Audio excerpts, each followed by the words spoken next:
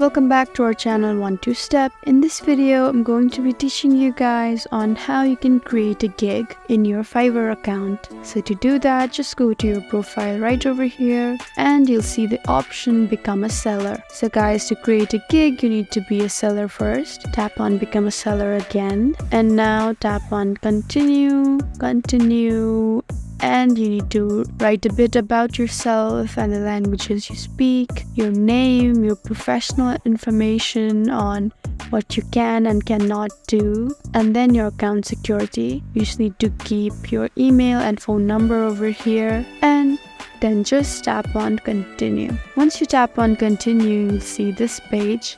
You can see the option Create a Gig right here. So you can just tap on Create a Gig, and now you can write the title of your gig. You can select the category or the subcategory of your gig, the search tags, positive keywords, and you can just save and continue, and you would have successfully created a gig. So guys, that's how you create a gig in your Fiverr account. If you found this video helpful, please leave us a like and drop us a comment down below. And if you want more helpful videos like these, then please subscribe to our channel. Thank you for watching.